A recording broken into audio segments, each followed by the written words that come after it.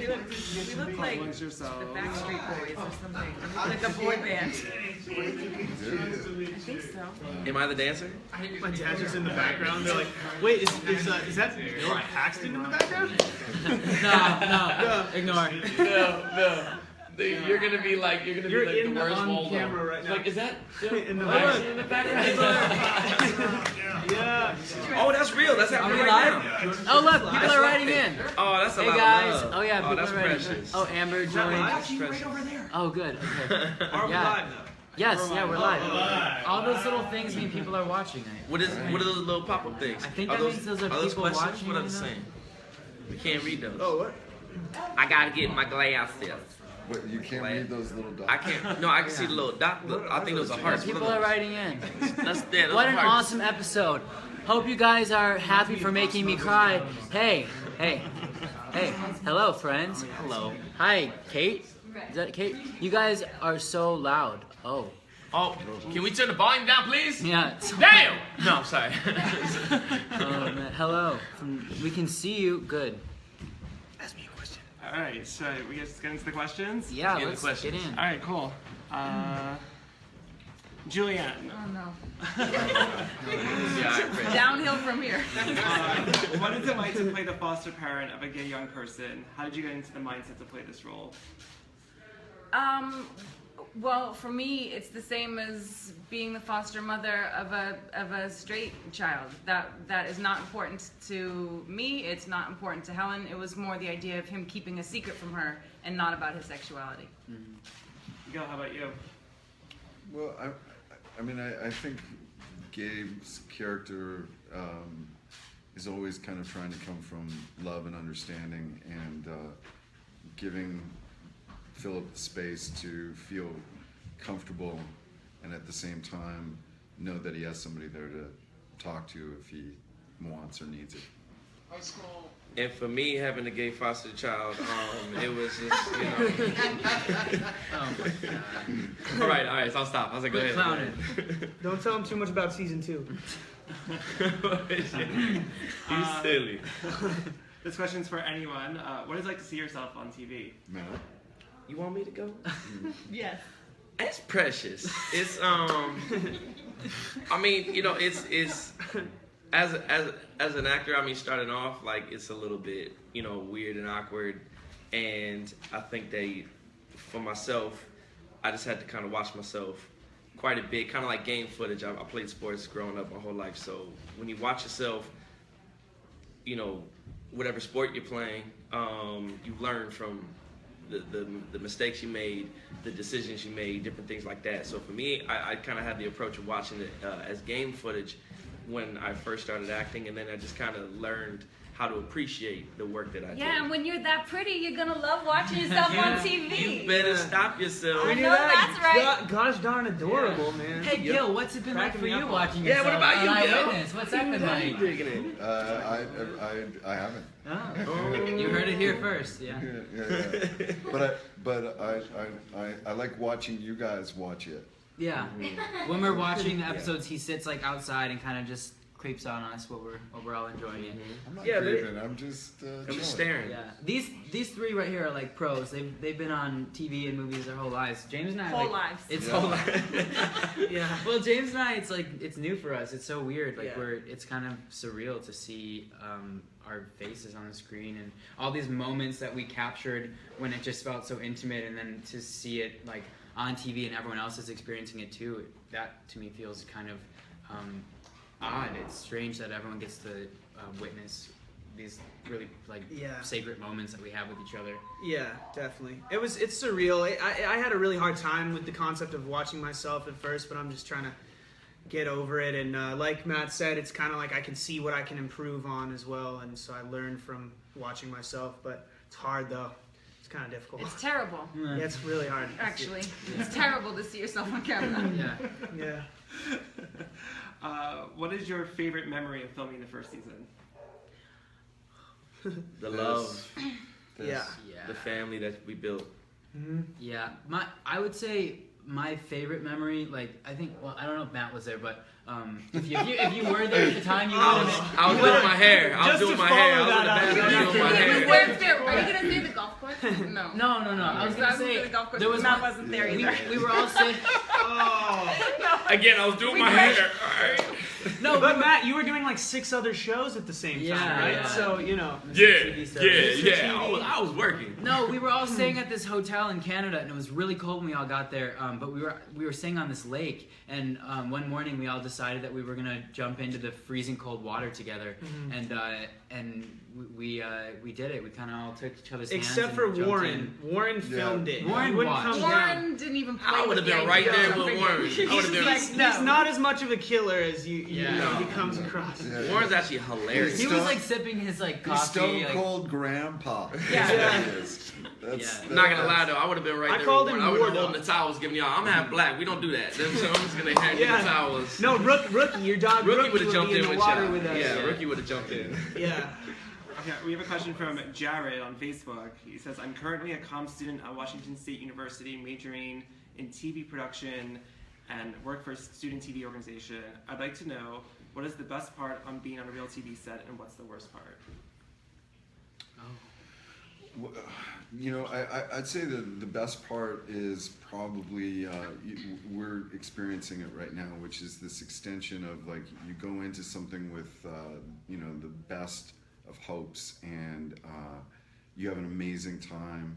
You connect with some incredible people. You get to do wonderful work. You get to get paid for it. You go to beautiful places. All of that is amazing. And then this is an extension of it right here, where you know, we built these beautiful relationships with one another. We get to share this experience with all of you, and you connect with it. So that's the great stuff.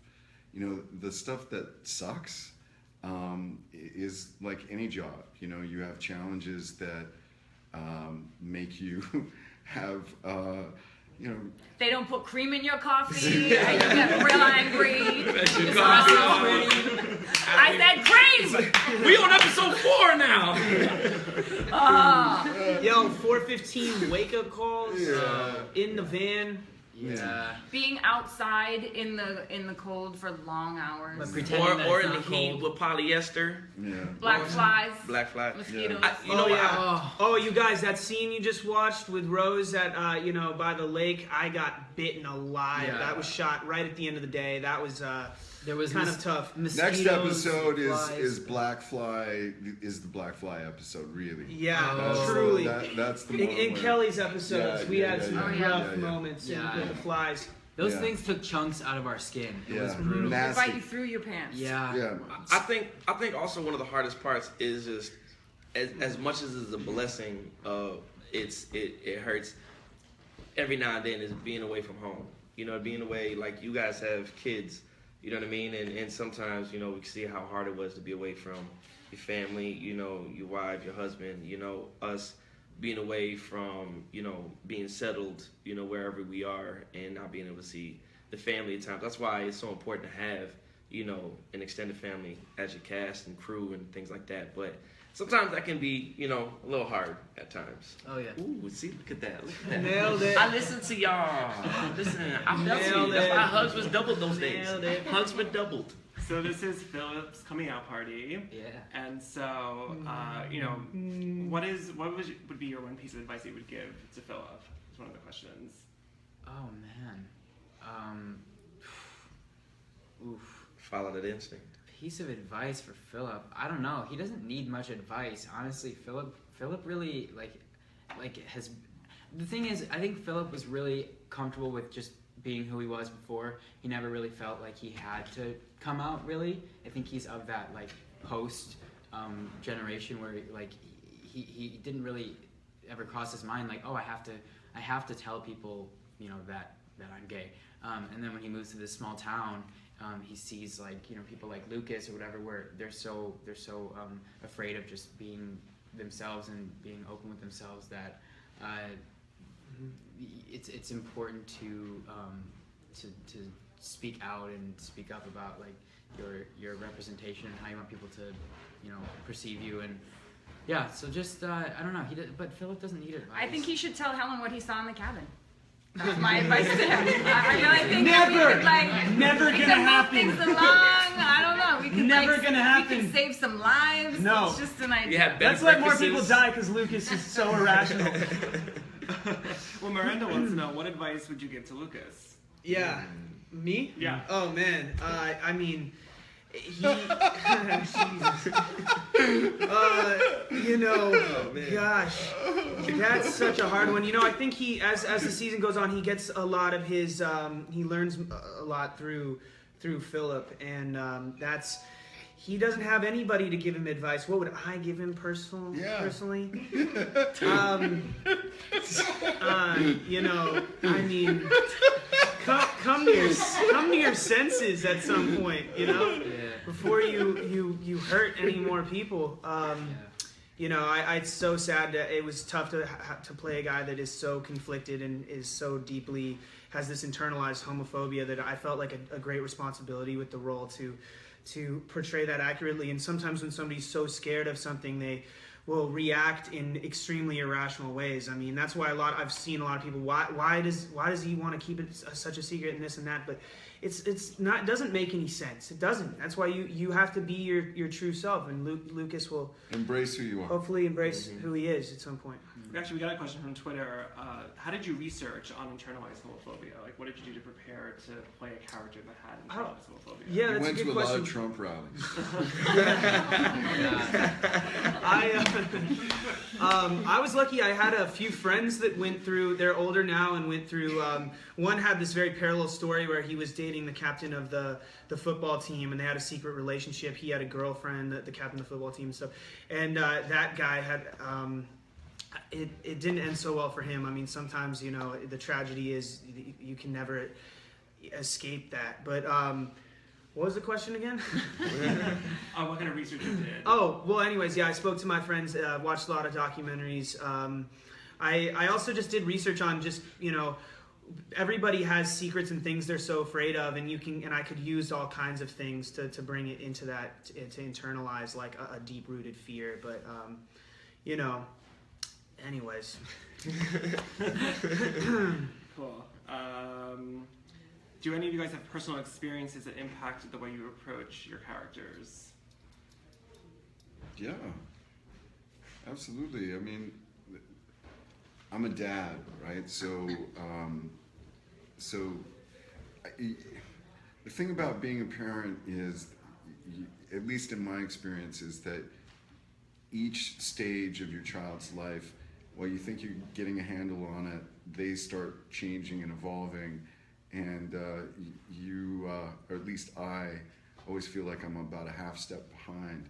And in this particular experience, I wanted to take the greatest hits of all of the moments where I saw parents, people that I love, do sort of those magical things in those moments where you can really impact somebody and do something positive for them by just listening, accepting, and loving, which I think is a huge part of being a friend or being a parent or being any kind of mentor. And this role really embraced the opportunity for me to explore that as an actor, and, you know, working with Tyler and Julianne especially, and James as well. I got to I love something stuck in my throat. Go ahead. yeah. Who are you again? I play Tony. I play Tony. Who is Tony? I just remember you like Tony kept Go calling, continue kept knocking on the continue door. the conversation. But being unconditionally accepting of those who you love and listening, and, you know, that was really it. That's the big part of it. That's the one thing I wanted to channel into this. You're a good listener, Gil. What? You are. Kawani wants to know, one question she would like to have answered is, if Philip and Lucas were to come out, would Rose accept it? You'll find We out. can't answer that one. You will see if Rose is accepting Yeah. of Philip and Lucas. Yeah. Yep. make your own guesses. Question from Twitter. What did you guys think of each other when you first met/rehearsed? Oh. Wow. Oh God, Remember where that do we table begin? Wow. As soon as I saw Julianne, I just like punched her in the throat. It was just like one of those Established things. dominance. I just like to establish the hierarchy right now.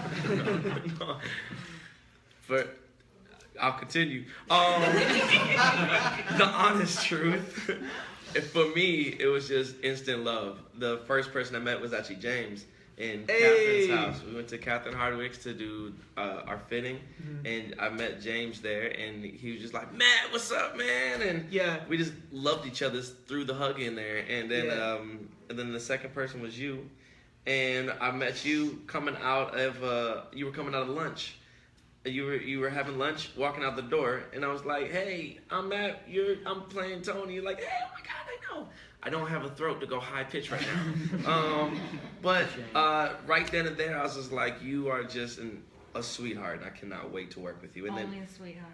only a sweetheart, just the biggest baby doll on the bums. I don't know where the bums came from, but it was the same thing with all of you guys. It was the same thing for me. It was just like instant respect, love, and gratitude. When I first met Same. This was like a love fest from the word go. Yeah. Everywhere. And that time we went out on the golf course too and just really bonded. We would have loved to have you there. Yeah, I would have loved to have been there. You weren't there yet. You didn't. You you actually hadn't even come. You yet. hadn't I was doing the pilot. I was working. You were working. But There was like the core four that we were there, and we like found this table at the lodge we were staying at, and we like kind of established that this was our table. And then every night we'd just sit there, and then new cast members would kind of come in and join us, and then it was the watering hole, you know, sniff them out a little bit. The watering hole. Like what's their deal, like, you know, and then we'd invite them to the table. It's something special that we Luckily, did. everybody was cool. Yeah. Something special that we did every night, what I'll always hold close to my heart, is the NBA playoffs was going on then. Yeah. And we would every night have dinner together after we finished working and watch the NBA playoffs. And even for some of the actors that did not know anything about basketball, they were right there with us and they were learning. And then, you know, that was just so special and so nice. Because we were like the only people at the resort. It was like The Shining, but But with us. But just with us. No axe. Nobody went crazy. No axe. No. Yeah. Give me the bat, Wendy. What is some of your favorite fan art that you've seen so far? Oh man. Someone did such an incredible like portrait of me. I actually saved it on my phone because it was so incredible. Same with me. And shout out to Marty Art, if you're watching. She's been doing like comic strips of us, and like she's got like 6 different, really cool. She kind of does like fake scenario comic strips between our characters, and it's really cool. It's like fan fiction through the art. Yeah, and all the invitations that everyone made for the Phillips coming out party were so funny and incredible. There was a range. There was like some that were just comedic, and then there was some that people really put in some incredible artwork into, and we're so appreciative for all that hard work. It's amazing. All right, why don't we go down the line? So we talked about what your advice would be to one of your characters, but what is your advice to someone who might be struggling with themselves right now, who's watching this? Oh man. Don't be afraid to come out. Walk in your true self. There is a huge support base in the world, and it's, you know, this is like the modern day civil rights movement, and it's, you know, it's just important to know that there's so much support out there, and I've learned so much through this show. I was so happy that I got all this social commentary, and I've learned so much, and out of just besides acting, just about the LGBTQ struggles, and it's I would just say don't hesitate to come out. I know it's not that easy, but. Find a community of people in your area that you feel comfortable and safe around, and you know, attach yourself with them. You know, there's definitely going to be. We were at doing the panel for Storytellers United, and someone said, you know, find your people. You know, the drama club or whatever. They accept everybody. They take in, you know, anyone. So and you don't owe anybody an explanation. You know, you don't have to lead with, you know, your sexual orientation. You don't owe anybody anything. I also think sometimes if you can find one person to share your fears with that you trust unequivocally, you can say it out loud, and you can take it from bouncing around inside your head and look into somebody's eyes and share it. Then from that point on, I think you take some of the power away from the fear that you have inside of yourself. And once you do that, I think that will give you the strength and the freedom to be confident in the fact that you are who you are, and it's okay, and you can start moving forward without feeling like you have to hide. And I think actually that goes along just for anybody going through anything internal, for struggles and things you've gone through in the past. You might have a rough childhood or something, bad happened to you or something like that. And the more, like you said, finding that one person to come out to or talk to about that, whatever that circumstances in your life, you start taking that fear away. It's a practice. You get better and better at it. The more people that you kind of talk to, the more people that you find. You'll see that people are more open than what you think. Because a lot of times you get scared of judgment, and when you start, nobody judges themselves harsher than oneself. Exactly. And also, it gets better, especially for the young people out there. It gets better. It's how you feel right now is not determining how you feel for the rest of your life. You can find your people, you can find your place, you can find the thing that you love, and all of that will support who you are. 100%. Awesome. A question we're getting from a lot of people is, did you ever imagine that Eyewitness would have this much success?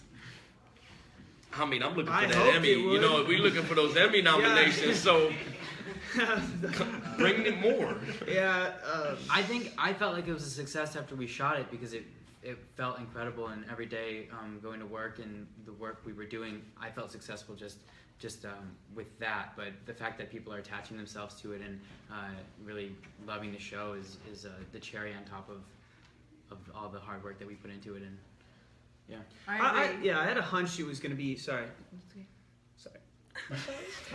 I just really quick. I had a hunch it was gonna find success because it has so much to say, and especially about the issues we were just talking about. That's all I was gonna say. Forgot it. Okay. Fucking pass. Okay. Let's bring it back to that Emmy nomination for the show and some of these guys over here. That nomination needs to happen. So go ahead, continue. Yeah. No. All right. Well, thanks everyone for tuning in. Thank you. Thank you guys. so much. Thank you guys. Support.